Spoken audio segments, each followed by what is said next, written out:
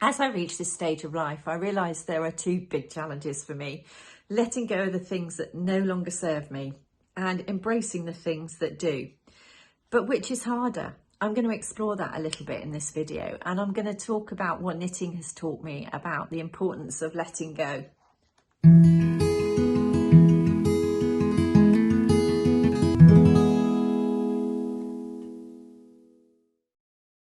Hi, I'm Jane, I'm the Cornish Knitter. This is my video channel where I talk about my knitting, but also my life as a 60-plus-year-old woman, embracing the changes that come along with getting a bit older and thinking about what the future holds for me. So I hope you enjoy this video. Please like and subscribe, and please comment below, because I love to read your comments and I always try and get back to you. So let's get on with the video. On my last video, I sort of talked a little bit about my thoughts about how I needed to slow down a little bit and potentially sort of look at the little changes that I could make in my life to sort of stop that feeling of overwhelm, that sort of guilty feeling that I think, well, certainly I'm experiencing by sort of doing things for myself. And also sort of just show you what I've been doing with my knitting, which is part of the changes that I have been making. And then just sort of talk to you a little bit about how knitting is sort of helping me sort of come to terms with letting go and maybe starting new things, and how I sort of trying to relate it to what I do with my knitting. I know from so many of the comments, I mean, the comments that most of you have given me have been amazing, and in some ways it's so encouraging, and yeah, it's so lovely to think that there are so many women out there that share the same feelings as me. It's not me alone that feels this way, and so many of you came up with some great suggestions, and I was so pleased to hear how so many of you had sort of really sort of faced this dilemma and come through the other side and had got sort of life sorted to a degree. But I think one of the overriding themes that came out of it was that saying no is really hard, and putting ourselves first at this age is incredibly hard. I really appreciated what people had to say. I think probably my circumstances are, and I know this isn't the same for everybody, but as you know, I run a small yarn shop and an online digital business as well. And I do that because I love the yarn, and it was my sort of retirement project, which was meant to sort of be the thing that I really sort of did and enjoyed. But my personality type is that I'm quite driven, and when I start something, I like to do it well. So that is part of, you know, I've always worked hard. I've worked hard all my life, and I don't think I know how to do anything differently to that. You know, if I do something, I really want to do it well. But also, you know, I can't afford to not be working. I'm not fortunate enough to be at the stage where I could be financially independent and just say, that's it. You know, I'm away from my pension a little bit by a few years, and I just need to keep on working anyway. So why not do something that I really enjoy? And, you know, I know many of you are fortunate enough not to be in that situation, but I do know that there were a lot of you as well that were like me, that would love to sort of take a real step back and even think about retirement, but that's not an option for me at this moment in time. So what I'm trying to do is find the things that I can do in my life, just because, as I mentioned in previous videos, and I will sort of signpost to those at the end of this, that actually, you know, I was starting to feel a bit overwhelmed at the end of last year. Everything was going at such a pace, and I was getting to the point where it was beginning to affect me both physically and mentally. It was affecting my sleep, and I thought, actually something has to change, and I'm the only one really that can make those changes. So whilst what I'm talking about is not groundbreaking, and by no means am I talking from an expert position, I'm just talking about my perspective. But I think, having talked to lots of my friends about this since I last posted, who are all of a similar age to me, and lots of women and lots of you who commented, I think it's common amongst many of us that we can't all make big sweeping changes to our lives, but we recognize that we need to do something. And you know, we all have to navigate our own path, and we're all different personalities, and we're all going to come at this from a different perspective. So I'm not going to sit here, you know, I personally watch some of those YouTubers that sort of say, you know, this is what I did to sort my life out, and I'm like, oh, I'm nowhere near that. And so I'm not going to preach to anybody about what they should do. This is me sharing my thoughts about my life. And I'm hoping that it resonates with so many of you that have commented before to my videos. So yeah, so that's enough of a ramble about that. I'm gonna firstly show you some finished knitting, so some knitting content, because I have been knitting. One of the things that was sort of getting to me, I think, at the end of last year was that I was constantly having to knit for the shop. I was feeling like it was becoming a chore. I wasn't enjoying it so much. You know, I was never knitting for me. So one of the conscious decisions I have made is to slow down that pace of knitting. You know, yes, I still knit for the shop, but it doesn't matter if it takes me a little longer to do. So I have set aside, my morning routine now is to knit for me or crochet, whatever. And to take an hour or two in the morning just to do my own projects, and keep the knitting for work almost during work time. When you work for yourself, work time is quite loose, so it can stretch into weekends and things, but you know, try and keep some time aside when I can just go back and enjoy the pleasure I got in just knitting something that is not necessarily in the yarns we have in the shop. It's not necessarily a pattern that we want to promote. It's actually just something that I want to knit because I like the look of it and I think it will suit me. So without further ado, last time I spoke to you, I was knitting I was finishing off my mosaic bag, which is by Marie Wallin. It was a kit. So I think I'd finished it, but I hadn't actually put it together. So it's a boxed bottom bag. Both sides are the same. You sew it up, mattress stitch it, and then you line the inside. So I just undo it. So I lined the inside with this. Oh, my notes just shot onto the floor. So I lined the inside with this lovely fabric. I think it's by Hatched and Patched. I think that's what it's called. Any of you quilting people out there will know the brand.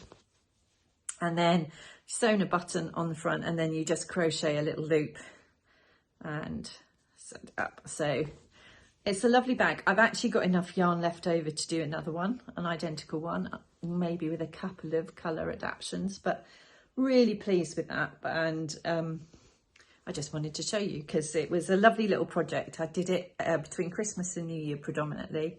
It's mosaic stitch, and it was just super fun to do, and I like the end result, so win-win. One of the other things that I did start knitting on for me, I just wanted a neutral sort of shawl. So I started knitting, I don't know if you can see this. This is my notes again, Sunday Morning Shawl by Espace Tricot. Loads of bobbles. I mean, this took me a little while. All these bobbles. So that took me a little while to do, but it's such a simple pattern. It was a sort of mindless project. I've done 1, 2, 3, 4 repeats. 1, 2, 3, 4, and then on the 5th done the bobbles. I think the pattern called for another repeat, but I didn't need it that big. I'm not overly tall. I didn't want it to swamp me.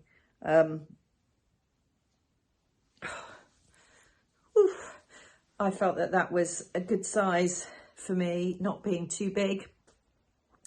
I knitted it in here.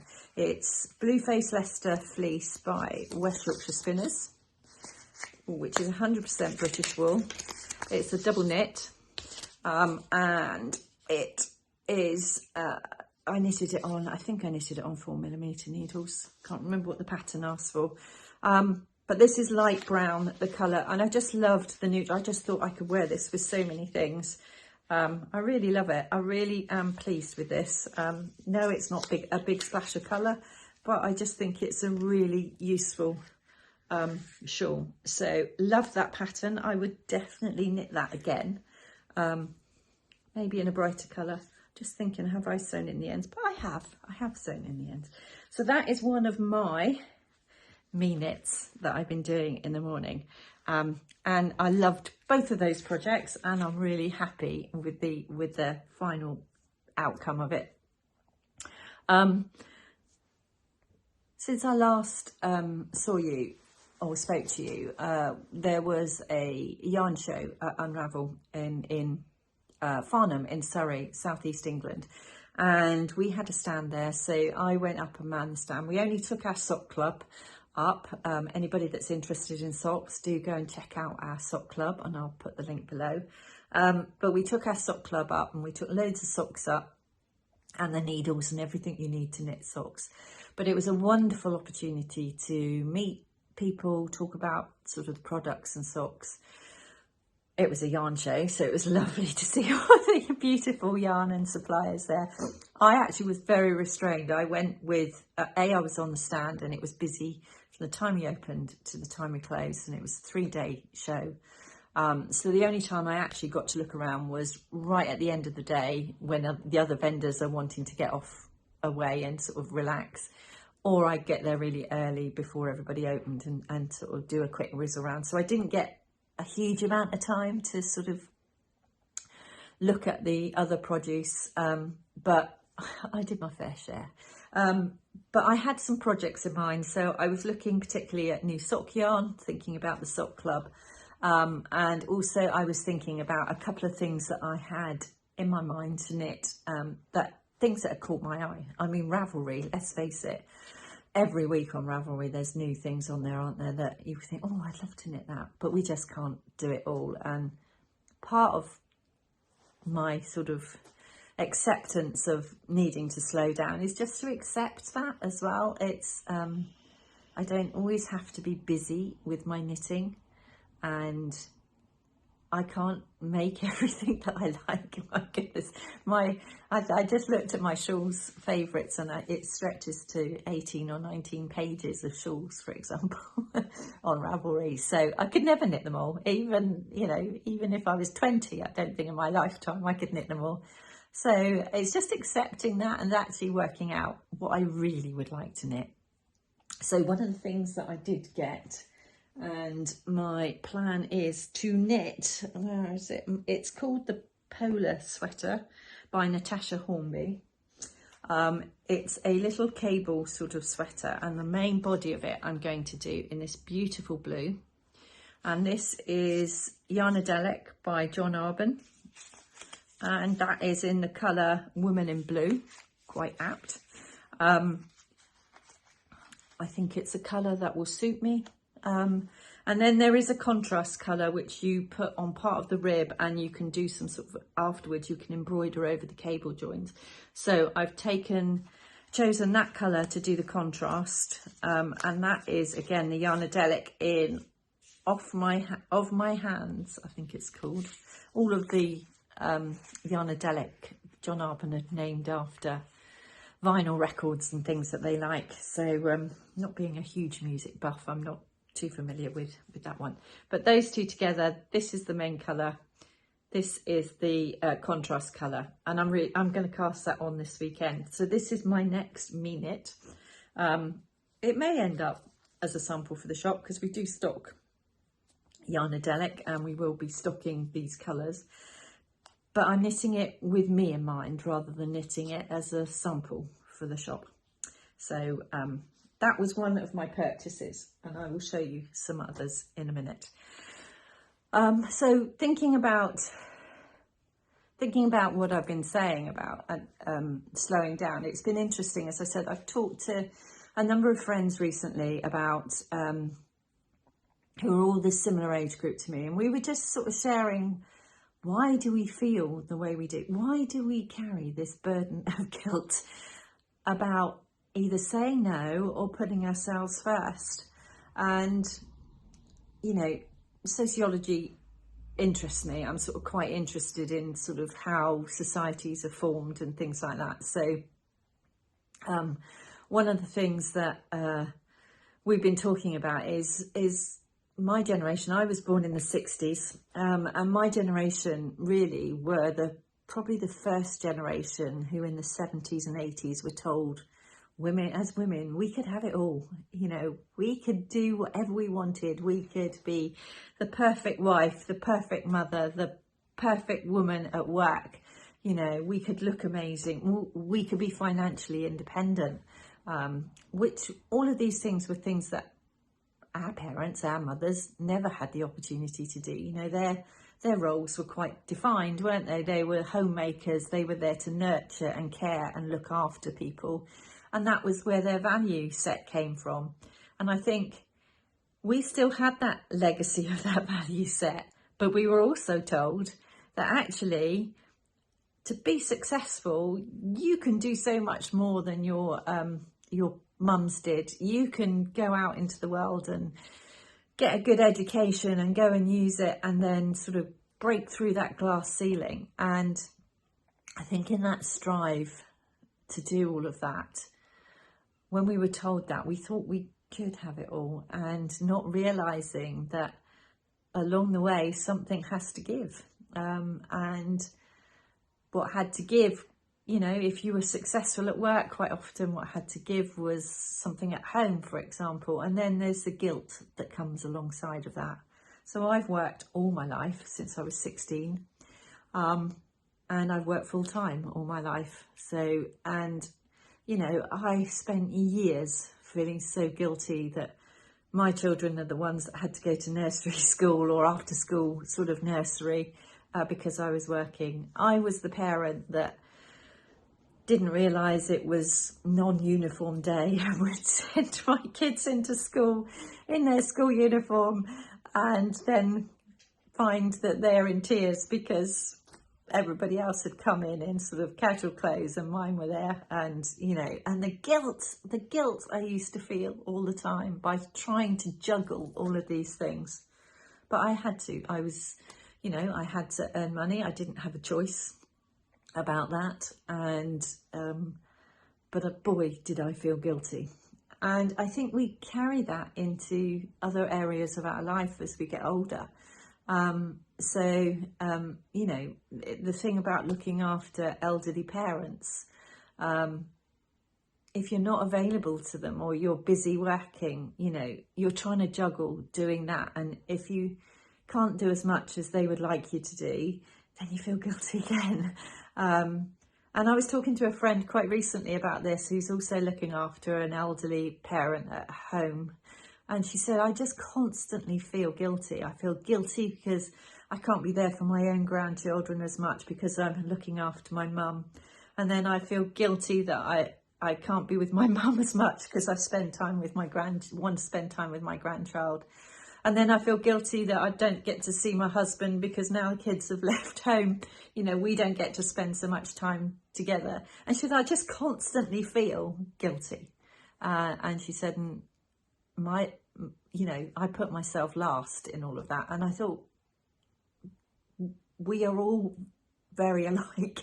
And it's quite hard to let go of that sort of guilty chimp that sits on your shoulder. And I do think it's the way that we were conditioned from young women. It's great that we've got equality and everything else, but I do think we still have that legacy of our mums, the fact that women's roles are around nurturing and caring, and I think we are naturally predisposed to that, and then we feel really bad when we can't do it as well as we would like to do, and we're probably doing a really good job at it, but we just don't feel that we are. And I'd love to know from some of you whether this is a struggle that you find yourselves in. You know, I know not all women are going to feel like I do, and as I said, this is my perspective, but this is where I am, and this is where a lot of my friends are. And I think that sort of the fact that we seek validation maybe and reward in the fact that we can be sort of seen to be good at everything it puts so much pressure on us as human beings, and that learning to say no is probably one of the hardest things that I'm finding in this sort of space at the moment, as I try to prioritize me a little bit more in the really busy world that is running a small business, well, running two small businesses actually, caring for elderly parents, being a wife, being a mother to two grown-up children, but who still have, you know, as we all do, all our children do, sort of issues that we need to support them and help them with.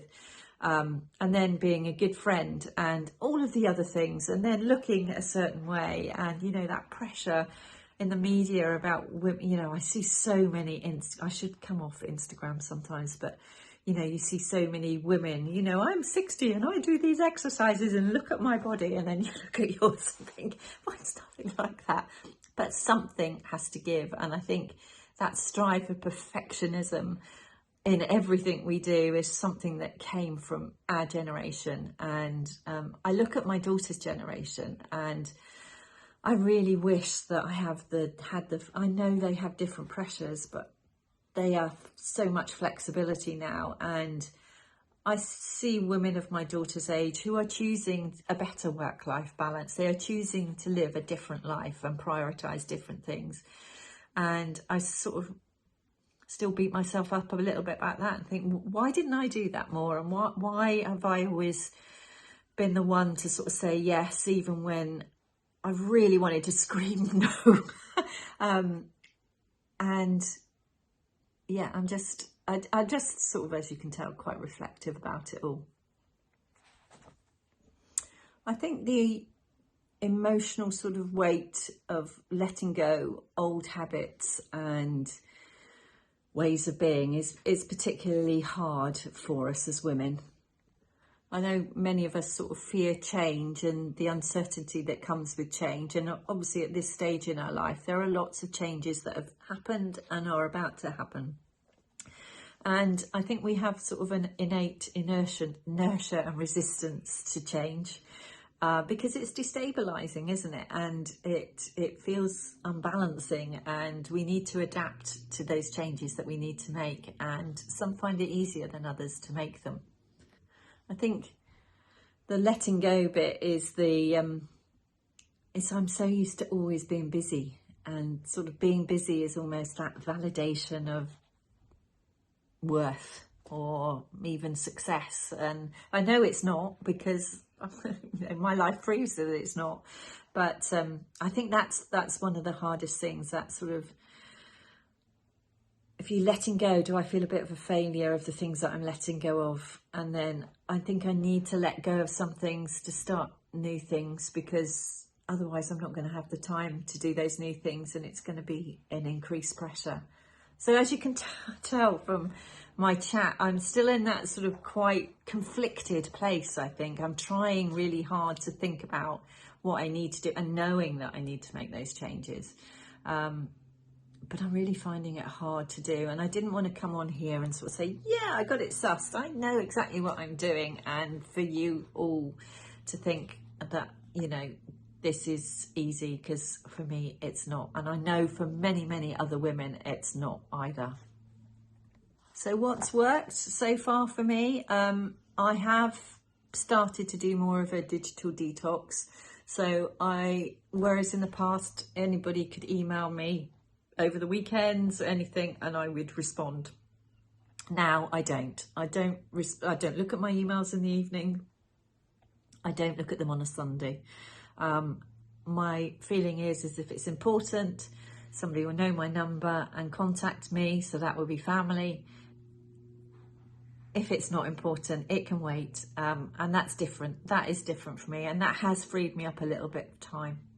I'm also sort of starting the sort of mornings very much focused on me, so I set aside some time that is just my knitting, cuddle the dog, walk the dog, do the things that bring me pleasure, and really do sort of try and set aside that time for me. I've also sort of just tried to change habits and sort of think about what I'm eating a little bit more, try and get out and exercise a little bit more, and also to meet up with friends a little bit more. The saying no thing is the hardest one for me, and I've not cracked it yet. It comes in my head, and I sort of think, Jane, you should say no now. But I don't do it as often as I should. I've got a little better, I think, at putting things, you know, not cramming my diary full of things to do. And if it looks like somebody asks me to do something and it looks like my diary is going to be and I'm going to be racing around, if I can, I have started to sort of say, push it back and say, no, we'll have to do that another day, or so that I'm not running around like a headless chicken, which is how I find I'm living my life a lot of the time.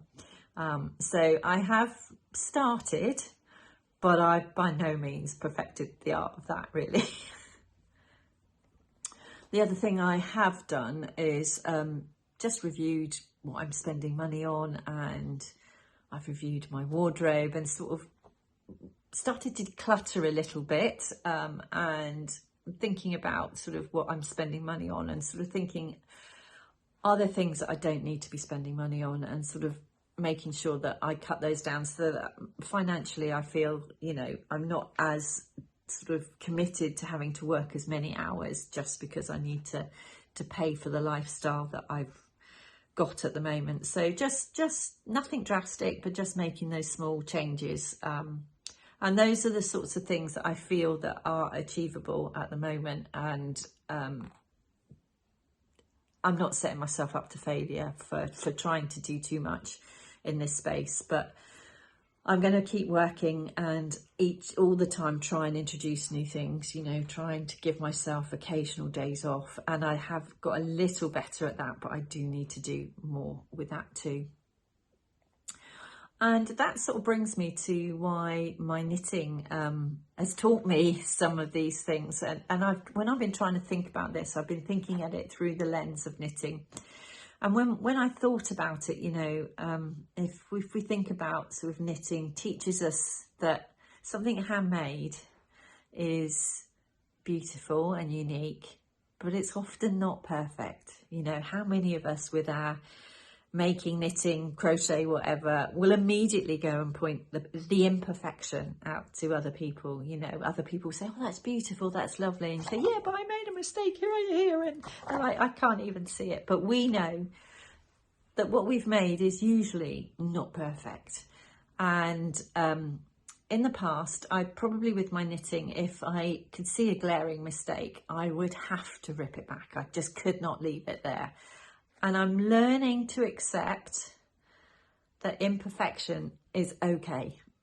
As long as it's not like, I'm saying this, as long as it's not like glaring, you know, like you've got a great big hole, or, you know, the cable's going the wrong way for a few. One might be okay, but several might be, that would probably be too much.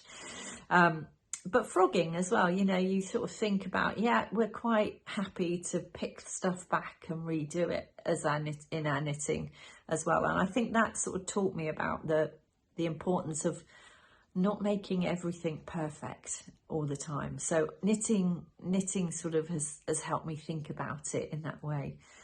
And also the sort of the letting go bit, you know, when you cast off a project that you've been working on for ages, you know, weeks or months, and you've put a lot of labour of love in, when you finally cast off, you feel a bit bereft. It's like, whew, that's finished. And I think I need to sort of think about those feelings and how I overcome those feelings by then blocking it and putting it on and then showing people.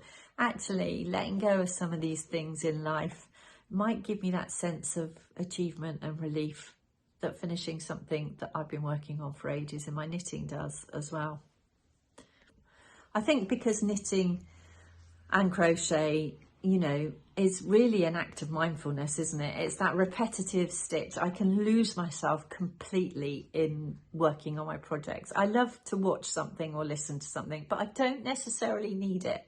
You know, I like my own company. I like my own space. I can be almost an introvert. And one of the other things that I am having to force myself to do is the wrong word, but convince myself maybe to do more of, is not lose myself in solitary pursuits all the time, but also to make time to go out and meet people and do things and take myself out of my comfort zone a little bit, because who knows, I might meet all sorts of, and I do, all sorts of interesting people. And so, but knitting itself is something that enables me to slow down. I can feel my heart rate slowing down. I can feel that I can lose myself in my knitting, and particularly if it's something that I really want to work on for myself. And I'm trying to take the feeling that that gives me and sort of apply it to other areas of my life too. So my knitting sort of is sort of going along with my sort of way of adapting to this new way that I want to be living my life, really. And I'd really be interested in your thoughts. What things have you found hardest to let go? Really, I think that's my challenge. It's not the starting new things as much. I think it's what's been the hardest for you to let go. And maybe what's something you thought would make life easier, but you found really uncomfortable to do. You know, those things that you think, yeah, I can do that, it's going to be easier. But actually, when you come to do it, it's either not working or it makes you feel really uncomfortable and doesn't give you the end result that you wanted. And do you feel guilty taking time for yourself? That is the other thing I'm really struggling to overcome. I've spent all my life being busy, doing, and then doing something for myself and taking time out. I am really sort of struggling with the guilt of doing that. So whilst I can do it in small chunks, if I give myself a day off work, I feel like I'm playing hooky, and not in a good way. You know, I was never somebody that took sicky days when I was employed by other people. I took the bare minimum, and this is not something that I would advocate. If you do need to take time off sick, obviously you take time off sick, but you know, I would have to be really, really poorly to take time off, just because of my guilt factor and how I'd be letting other people down. I'd be letting myself down. So as you can see, I'm quite conflicted about lots of these things. So that's why I think now, even now, taking time off is really hard for me. And how I will cope if I was full-time retired, I really don't know. And that scares me a little, because I don't think I would cope with it. And I don't think I will ever fully retire. You know, I will probably continue to volunteer. I would probably continue to do something, just because I don't think I could cope with it very well. I'd be interested in other people's perceptions when they retire, whether they retire thinking that they will cope with it well, and when they do it, they find that actually it's not as good or as easy as they thought it would be, and have gone back to doing work. But anyway, what else? I just have a couple of projects to sort of talk about and finish off with. I have been crocheting a little bit. I had loads of sock yarn left, as you could imagine. So I have been, this is I think it's called the Granny Stitch shawl. Oh, where's the pattern? It is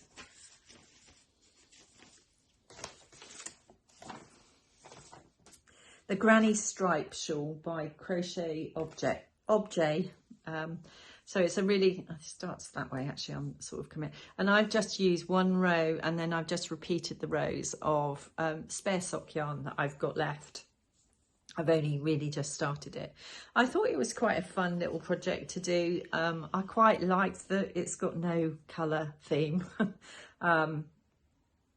because I thought, you know, you could probably wear it with anything when it's finished. And I'm just, as a change from knitting, I'm just really enjoying the crochet. And this is a little bit of mindless crochet, because it's just a granny stitch, which is, if you're in the UK, it's 3 treble crochets into one space. If you're in the US, it's 3 double crochets into a space, but you know, really simple to do. So I've really been enjoying that, and I found it quite therapeutic. This is one of my morning projects, or it's a on the train project, or something that I don't really have to think too much about. And also, when I was at Unravel, I chatted to Anna from Along Avec Anna, and it is a yarn that we are, a brand that we are thinking of stocking in the shop. And she had some beautiful colour yarns. And she had a pattern which is the Flora Scarf by Along Avec Anna. And it takes 1 ball of her 4-ply merino and 1 ball of her silk mohair. And I just loved those 2 colours together. Aren't they like crushed strawberries or raspberries? And then as a complete polar opposite, I'm getting this wrong way around, I've gone for this beautiful pearl grey as well, which I thought would be lovely in the summer, or quite classy. Not that I'm classy, but you know what I mean. And again, these are sort of me projects, although we potentially might stock yarn in the shop. These are a short little scarflet that I can do without much thought to them, and I just enjoy sort of playing with them and doing them and seeing how they work out. Finally, and I will do a separate video about this, because I did do a video about my ganzy journey, and do go and check out that video. It's on my previous video, and again I will pop a link to it at the end. But I have started swatching my ganzy. So this is my gauge square, and I've just been practicing with moss stitch. I'm a Cancerian, so I tried a little crab design, and then I was just trying some different cables and things, and I have been busy, my random notes, busy doing my design thoughts, and I have actually cast on, I will show you it in my video, but I've done a Channel Island cast on, and I have cast on my ganzy, and this, if anything, epitomizes to me this thought about slowing down and using knitting as a way to sort of help me navigate making these small changes in my life that feel achievable for me. The ganzy represents it. It's going to take me many months to knit. I've gone on a 2.25mm needle, so it's going to be, you know, I think it's something like 360, 370 stitches. It's going to take me a while, but that's okay. And it's just for me. I'm knitting it for me. It's something that links me back to my Cornish heritage and my Cornish roots, which is important to me. It's something I can talk to my mum about, because her brothers were all, and her father, my grandfather, were all fishermen and seamen. And she grew up, you know, she's in her 90s, so she can remember the times when these garments were more and more sort of as a practical workwear item, more than, you know, today's fashion item that they've become. And yeah, it just gives me the opportunity to spend some time with my mum talking about sort of the traditions and what she remembers of her father wearing his ganzy. His was a traditional navy one. So this is my sort of slow living intentional knit for 2025, and I will do a separate video about my plans and my planning process and what we're doing with that. We are doing it over on the flock. If you are a knitter or a crocheter and you can't get to meet people easily, do hop over onto our website and have a look at the flock. It might be for you. We've been doing some interviews with women recently about what the flock means to them, and my goodness, it's so much more than knitting for people that just want to connect over a shared passion, but actually who are experiencing similar things in life and can talk in a safe environment about them. And I think the saying we have in the flock is that in the flock, no one knits alone. And it's really true. So if you are interested in that, hop over and have a look. But we are doing a lot of in-depth work on helping people design their own ganzys and knit them too. But I will do a video on here about it. I am planning a spring knit along on here too. It will probably come in May, and I'll give you more information about that in the near future.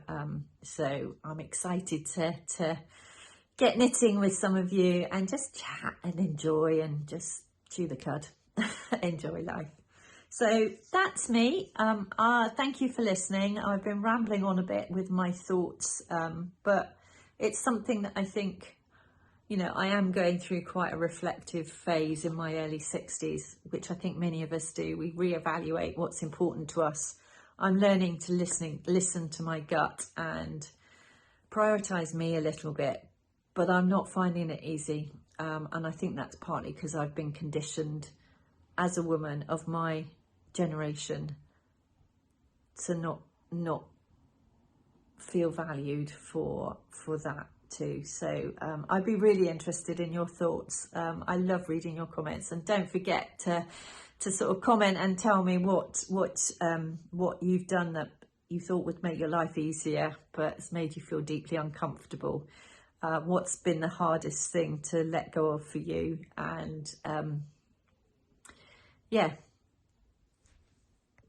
and whether you share my guilt about sort of taking time for yourself and how you overcome that, or whether you don't, and how we can work together to try and sort of set our mind on a different path.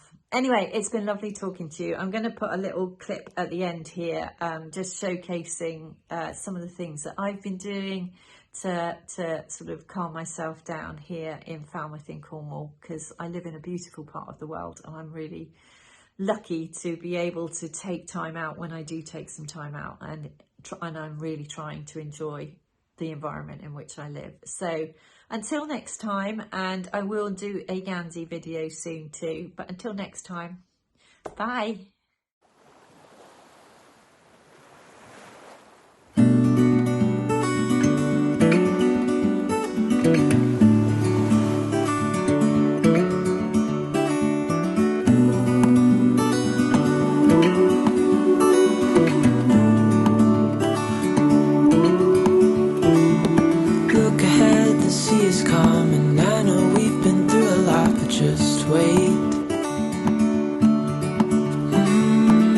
For better days to come and carry us like wind in our sails. Hold on tight, I can smell the shore, it's right in front of us if we just hold on tight. This vision that I saw is getting closer every dawn. We are dreamers of the shore.